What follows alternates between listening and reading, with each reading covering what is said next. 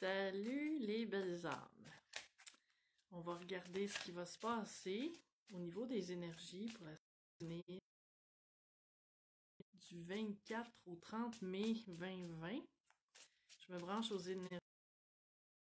Ils vont regarder la vidéo, peu importe quand ils vont la regarder, que ce soit en direct ou en diffusion. Parce que en rediffusion, je fais toujours les vidéos directement sur ma page Facebook, le meilleur pour moi. Par contre, je les transfère sur YouTube, sur ma page, sur ma chaîne YouTube. Et en passant, tu peux aimer ma page si c'est pas déjà fait. Et comme ça, tu pourras voir toutes les vidéos que j'ai fait. Il y en a à peu près 300 hein, dans la section vidéo à gauche, là, qui sont aussi, comme je disais, sur YouTube. Il y en a sur tous les sujets possibles et imaginables, parce qu'avant de faire les tendances de la semaine, je parlais de différents sujets et le temps n'est pas important dans ces vidéos-là. Même si tu écoutes des vieux vidéos de messages de l'âme, quand tu en as besoin, et c'est sûr qu'il va en avoir au moins un qui va s'adresser directement à toi. Tu vas le sentir que c'est ton message parce qu'il n'y a pas de temps dans les énergies. Salut les belles âmes! Donc, je me branche aux énergies collectives. On regarde ça ensemble. Qu'est-ce qui va se passer durant cette belle semaine? Et j'ai des frissons déjà qui montent le long de la colonne. Et ça, c'est un signe pour moi que des belles libérations, des belles énergies qui se travaillent. Bon, il y en a deux qui veulent parler. Première, deuxième. Intéressant. J'en prends 5, donc j'attends que les autres se manifestent. Et comme je disais, si c'est pas déjà fait, tu peux aimer ma page Facebook, le meilleur pour moi, ou t'abonner à ma chaîne YouTube. Sophie Martel, Guidance Divine. Les liens sont de toute façon toujours en dessous des vidéos, donc tu peux pas te tromper. Et là, vu que c'est un tirage général, ben, comme je dis toujours, selon les semaines, ça se peut que ça te parle un peu, moyennement ou beaucoup, et t'ajustes tout ça à ta situation bien personnelle. Mais en me branchant aux énergies collectives, ben, c'est la façon d'aller chercher le plus possible les énergies qui rejoignent le plus de gens. Salut, salut les belles âmes qui arrivent en ligne. Donc, qu'est-ce qu'on a pour cette semaine? On commence avec le soleil. Et dans ce jeu-là, le soleil est particulier. Hein? On voit un homme à tête de chevreuil avec le soleil. Donc, la position de méditation. La carte du soleil, c'est une des plus belles cartes du tarot, sinon la plus belle, qui annonce, dans le fond, que les choses vont bien. Qui annonce le soleil, la joie. Et je fais toujours un mélange de la signification traditionnelle des cartes et de beaucoup, dans le fond, ce que je reçois, ce que je ressens par rapport à cette lecture-là, générale, comme je disais, en me connectant à l'énergie collective. Et là, ben, ce qui attire mon attention, c'est cette posture de méditation-là. Ce que je reçois, c'est que ça peut bien aller à condition que je fasse aussi ma part, que je reste centrée. C'est ce que je sens ici, le besoin de rester centré. Et dans les dernières semaines, les tirages parlaient beaucoup d'ajustement, ben, c'est sûr, hein, je peux pas faire autrement que de faire le lien avec la situation mondiale du COVID, le fameux COVID, le cas vide. Puis ben, tu sais, oui, on a un grand besoin de rester centré parce que beaucoup de peur. Puis là, j'ai envie de donner un peu mon opinion ici. Beaucoup de peur inutile, quant à moi. Je suis consciente que ce virus-là, il existe. Je crois qu'il existe. Par contre, tout ce que on nous fait vivre, je dis bien on nous fait vivre, je trouve que c'est beaucoup exagéré. Salut Julie qui dit tu es notre petit rayon de soleil. Ah, c'est gentil. Puis en plus, le soleil qui est sorti, ça tombe bien. Puis je vois qu'il y a des roses sur la carte, puis il y a des roses sur mon chandail. Donc, un petit concept ici. Donc, on nous fait vivre beaucoup de peur. Quand je dis on, c'est les dirigeants de ce monde, hein? Les gouvernements.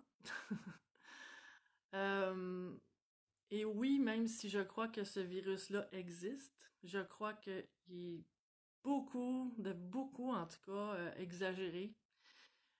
Tout ce qu'on nous demande de faire pour se protéger collectivement et personnellement de ça.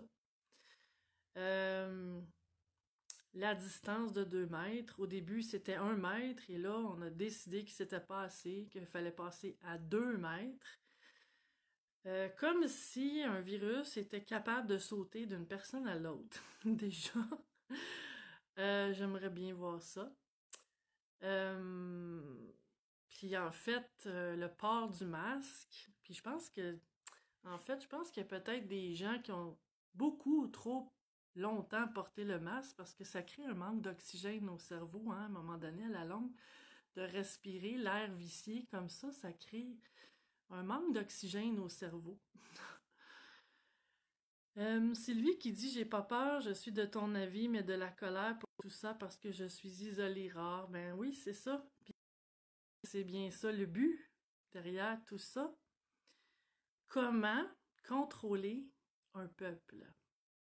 Parents. En s'assurant qu'ils ont peur les uns les autres, qui se condamnent même les uns les autres et qui deviennent des délateurs les uns pour les autres, qui deviennent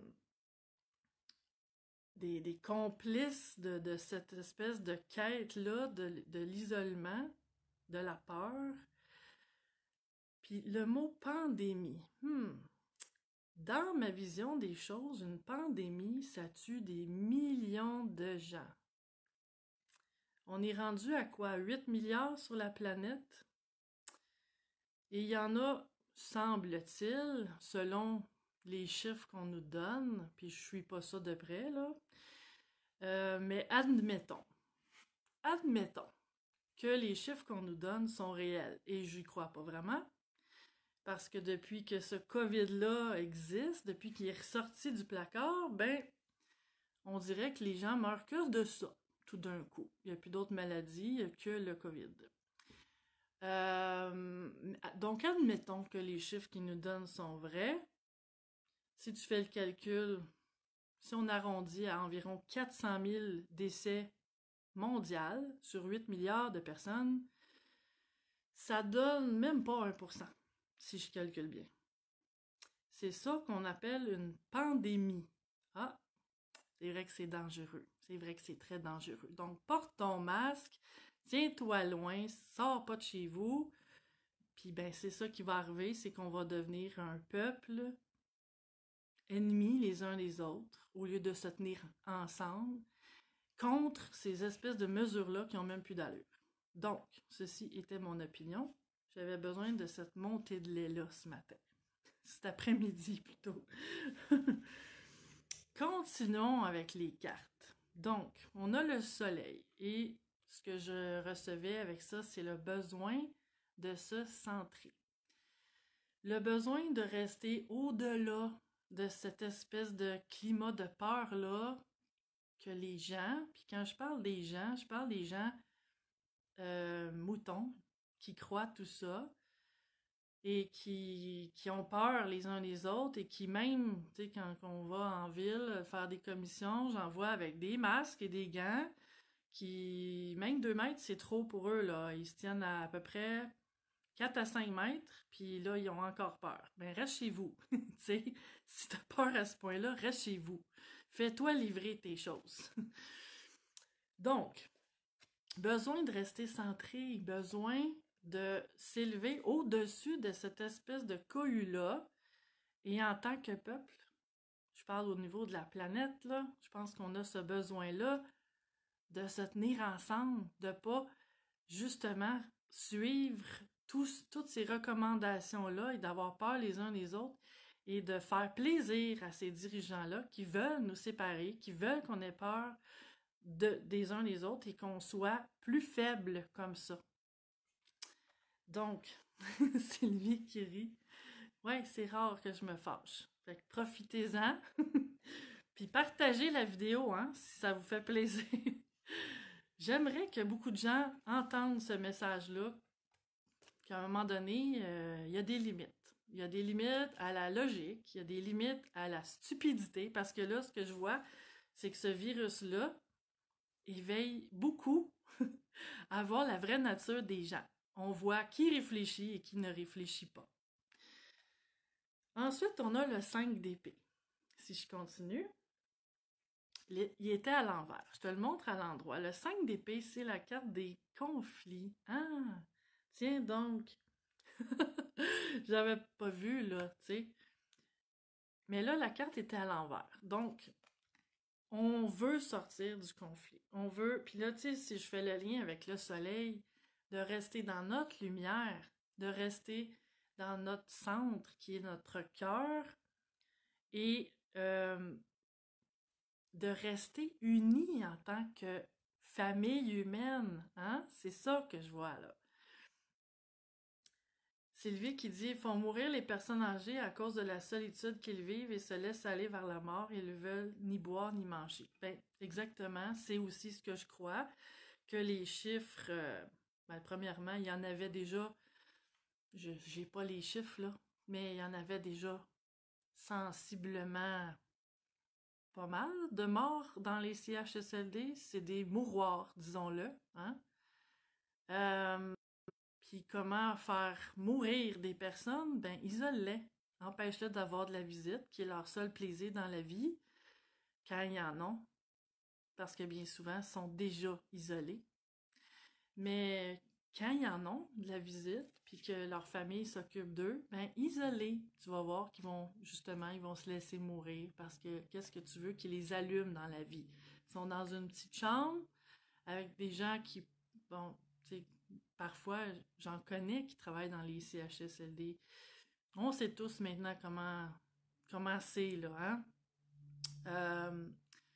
Il y a des gens qui travaillent là avec leur cœur, mais le système fait que ces personnes-là qui restent là, qui finissent leur jour là, ont pas, tu sais, sont plus des personnes, sont des numéros, là. Donc, ça devient du gavage, puis ils ont des bains une fois par semaine quand il y en a un. On le sait, là, on a entendu parler tout le monde, mais ça reste que déjà d'avance, c'était pas drôle. Là, rajoute ça par-dessus, ben, ça fait ce qu'on voit aujourd'hui. Puis si ça a comme effet de voir à quel point c'était mal géré, puis pas à cause des gens qui travaillent là, bien souvent, c'est des gens de cœur qui ont cette vocation-là de prendre soin, puis qui peuvent même pas le faire. Julie qui dit « Tu as tellement raison, Sophie, beaucoup de peur pour rien, j'approuve à 100%. » Merci, Julie. Sylvie qui dit « Ma fille travaille là et les gens demandent de les laisser mourir. » Ben, c'est ça, hein? Qu'est-ce qui peut être un but dans la vie pour ces gens-là?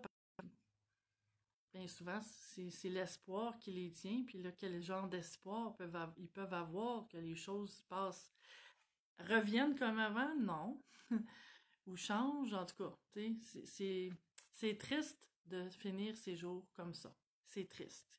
Ayons une pensée en ce moment pour tous ces gens-là, que c'est ça leur destin, de finir leur jour seuls, isolés et mal pris en charge, mal soignés, pas parce que les employés veulent pas, parce qu'ils peuvent pas, bien souvent.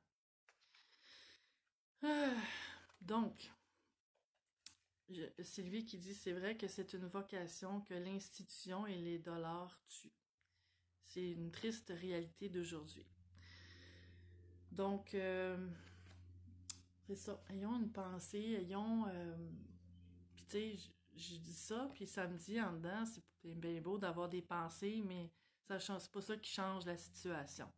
Il est temps qu'on fasse quelque chose en tant que société. Il est temps que les choses changent. Et si ça peut juste éveiller à ce que les personnes qui sont capables de changer ça le fassent, merci mon Dieu.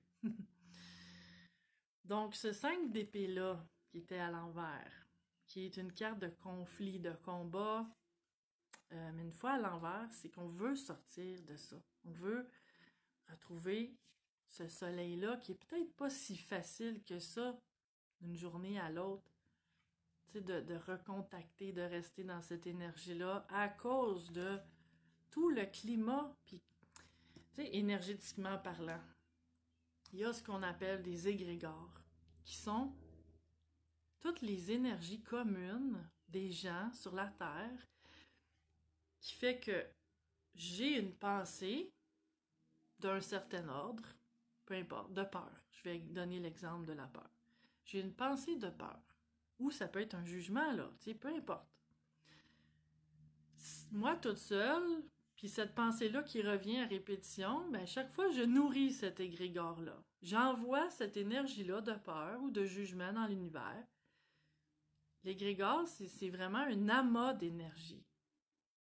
Et là, il y a moi, mais il y a 8 milliards de personnes sur la Terre qui font ça, qui créent par leur pensée. Si tu savais pas ça, informe-toi là-dessus. On crée par nos pensées. La pensée crée. La pensée, c'est une énergie. On est des créateurs et on crée par nos vibrations. Et les pensées, c'est des vibrations. Donc, si chaque jour on nourrit des égrégores, collectivement parlant, on est tous responsables de ce qui se passe. Et parce qu'on a tous participé à créer des pensées, des égrégores de peur, de jugement, de tout ça. Comment défaire ça? Rester centré. Centré, c'est centré sur le cœur. C'est que même si la situation n'est pas belle, n'est pas agréable, n'est pas parfaite, n'est pas merveilleuse, je me centre au niveau de mon cœur, dans l'amour. Et quand je suis dans l'amour, j'ai plus envie de juger. C'est pas que tout est correct comme il est là, puis que ce qui va mal, ce qui va tout croche, j'ai envie de le laisser tout croche. Mais le fait de rester dans mon cœur, de m'amener à être centré jour après jour, mais je vais faire ce que j'ai à faire. Pas contre quelqu'un ou quelque chose. Parce que ça, c'est l'énergie du combat. Là, la carte est à l'envers. On nous invite à pas combattre. Mais un peu comme Mère Teresa disait, quand un jour, il y a quelqu'un qui l'a invitée à aller faire une manifestation contre la guerre. Et qu'elle a répondu, non, je vais pas manifester contre la guerre. Mais si un jour quelqu'un m'invite à faire une manifestation pour la paix, là, je vais y aller. Vois-tu la différence? Combattre quelque chose, mon énergie est une énergie de combat, de résistance. Qu'est-ce que je fais quand je résiste? Je rencontre une autre résistance. C'est deux forces qui s'opposent. Et quand il y a deux forces qui s'opposent, il y en a une qui va gagner. La plus forte va avoir le dessus sur la plus faible, comme on le voit dans la société. Mais quand je reste centrée, que je suis dans mon cœur, que je travaille avec la lumière et l'amour, je suis plus dans l'énergie de combat. Je peux être dans une énergie d'action, pro-action, d'être proactif, proactive, à changer les choses, pas contre quelqu'un ou quelque chose, mais pour que ça soit mieux. Et c'est toute la différence.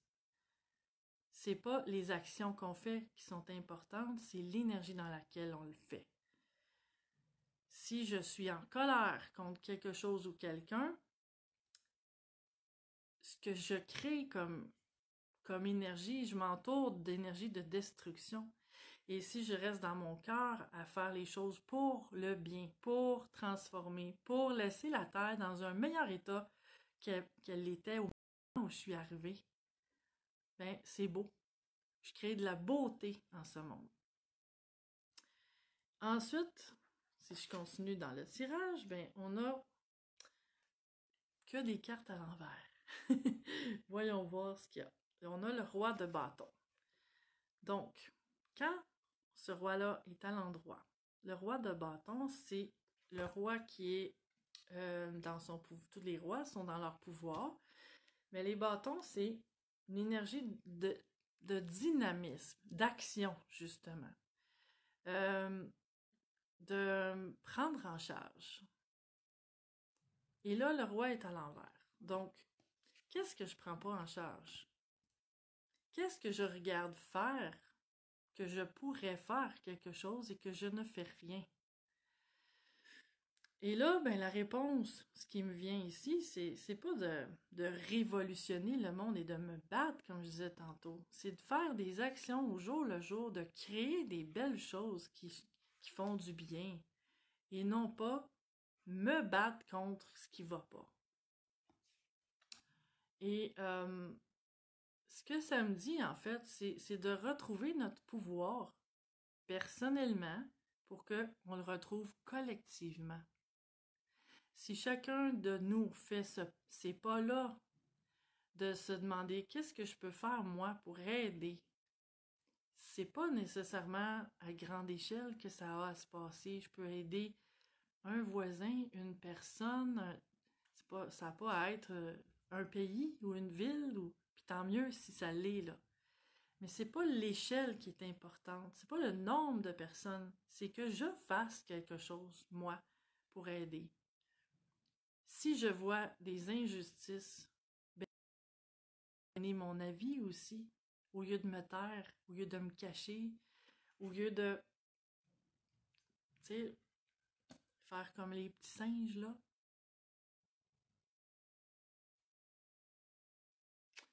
Et laisser faire. Ça veut pas dire de toujours monter aux barricades puis me rebeller contre tout et tous. Ça veut dire que s'il y a quelque chose de juste qui a à être fait et que je peux le faire, que je le fasse. Personnellement. Et si chacun le fait, ben collectivement, ça va changer aussi.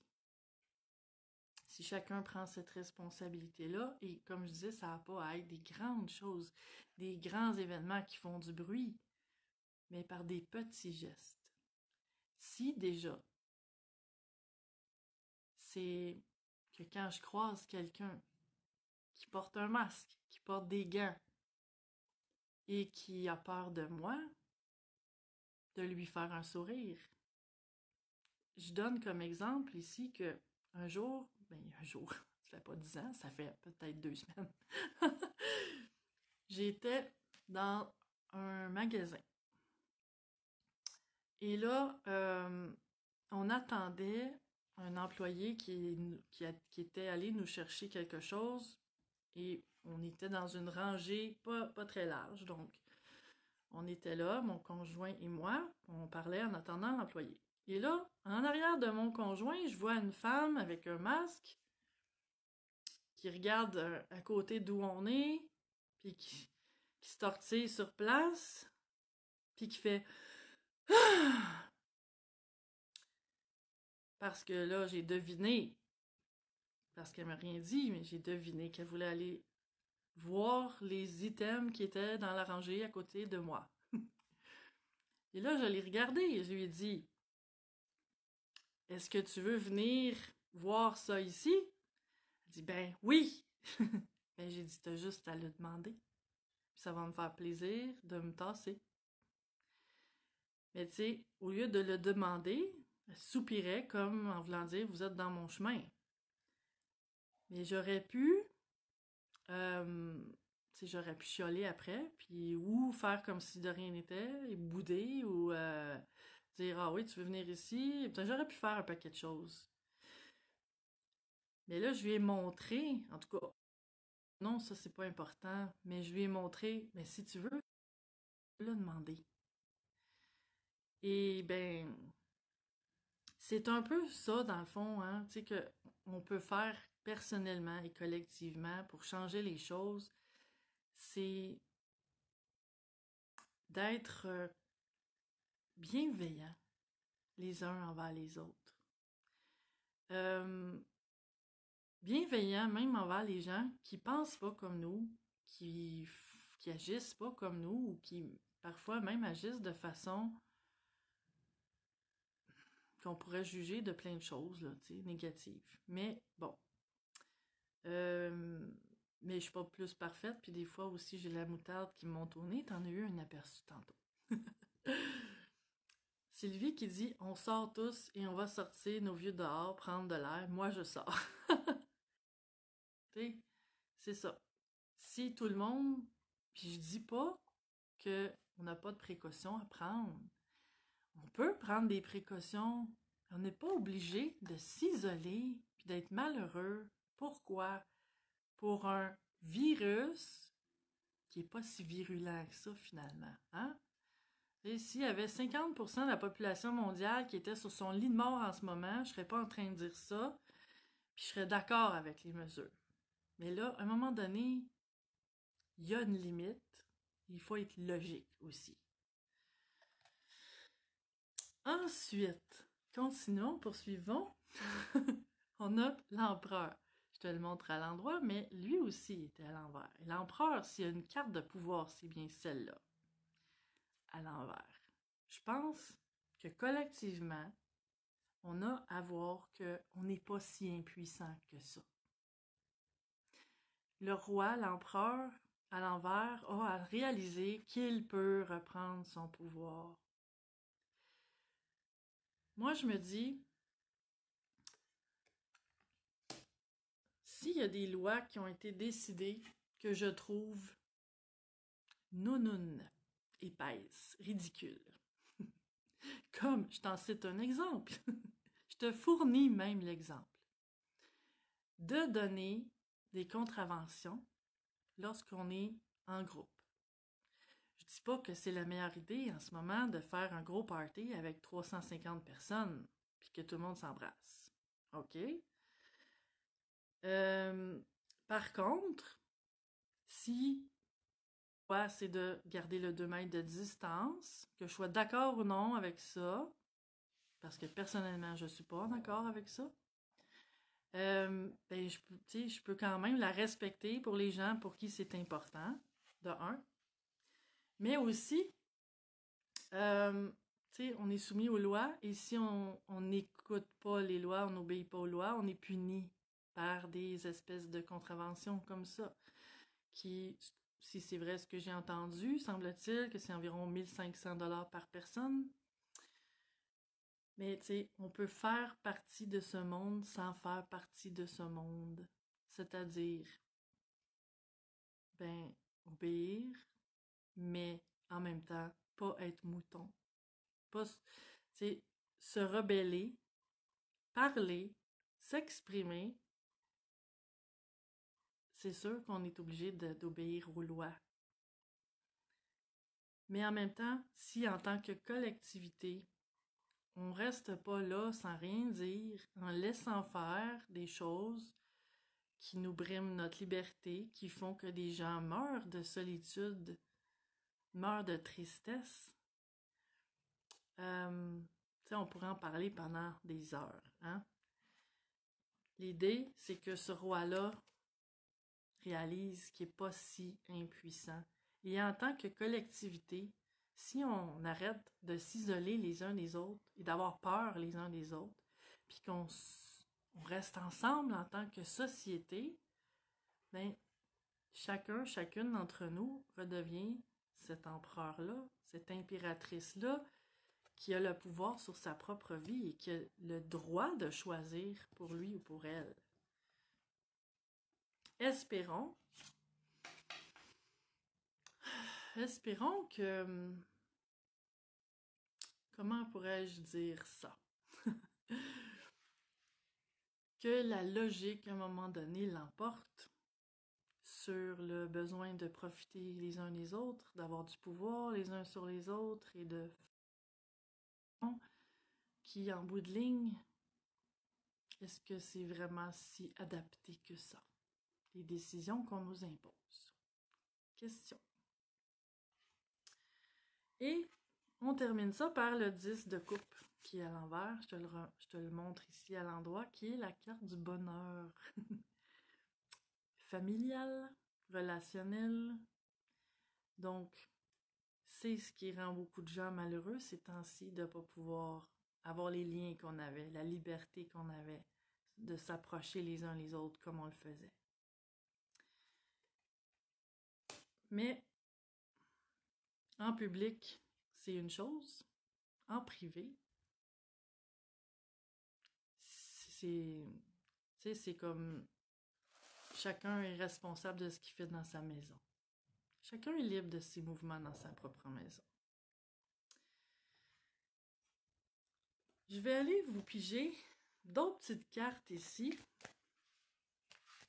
pour aller compléter ce tirage-là.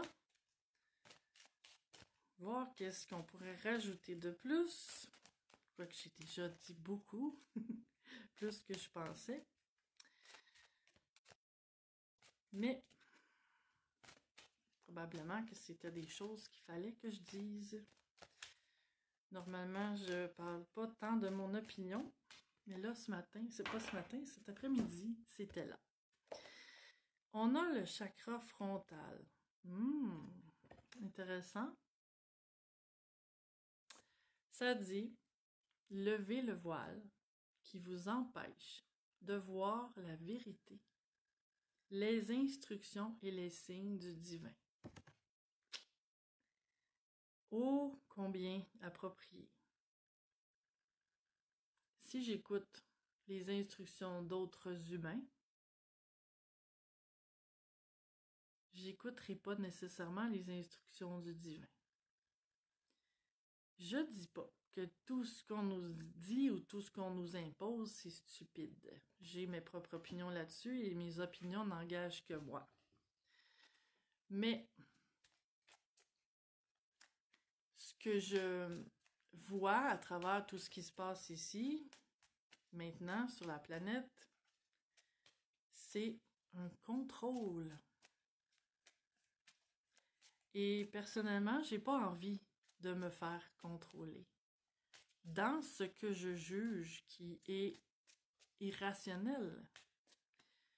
Comme je disais tantôt, si vraiment on était si en danger que ça, je serais vraiment d'accord avec ces mesures-là. Mais personnellement, même pas 1% de population en danger, pour moi, c'est même pas une pandémie. Le mot est vraiment exagéré et justement, le mot fait peur. Et c'est ça le but. Et ça réussit. Donc, personnellement, je me retire de ça. J'embarque pas là-dedans. J'en porte pas de masque. J'en porterai pas non plus. Je veux garder l'oxygénation de mon cerveau optimale. J'ai pigé aussi la carte Come to the Edge. En français, ça veut dire venir jusqu'au bord. Attendons pas de venir jusqu'au bord du précipice, là où c'est vraiment dangereux. Je le répète, je suis bien d'accord avec le fait de prendre des mesures, de se protéger, oui. Exagérément? Non. Là où ça éloigne les gens les uns les autres inutilement, mais personnellement, je peux pas être en accord avec ça. Et je le serai pas plus non plus. Donc, venir jusqu'au bord. Qu'est-ce que cette carte-là nous enseigne d'autre? En fait, ce qui attire mon attention aussi, c'est que la femme qu'on voit ici est en train comme de danser ou de s'amuser en jetant des pétales de rose. Donc, ce que je vois aussi ici, c'est de ne pas vivre ça comme un drame. Venir jusqu'au bord du drame. C'est là où c'est facile. La ligne est mince parfois entre créer des drames et simplement vivre notre vie. Donc, si chacun et chacune, on se concentre sur rester centré, être bien, être heureux, faire ce que notre cœur, notre divin nous dit, le chakra frontal qui nous rappelle de lever le voile qui nous empêche de voir la vérité et les instructions divines. Restons connectés. Restons connectés, personnellement et collectivement. Une dernière carte ici, tirée du jeu que j'ai créé avec mon ami Marc-Claude, la chance, et mandala de l'âme. Un jeu qui a été créé dans l'inspiration du début à la fin. On a la carte noir et blanc. Je mets de la couleur dans ma vie, j'y ajoute ce qui manque. Qu'est-ce qui manque dans ta vie? Laisse pas ça vide. Remplis-le, ce vide-là. Prends la responsabilité de ça. Si le tirage est partagé, je t'en remercie si tu le fais. Et merci d'être là. Je te souhaite la meilleure des semaines et reste dans ta lumière. On a besoin de toi. Ciao!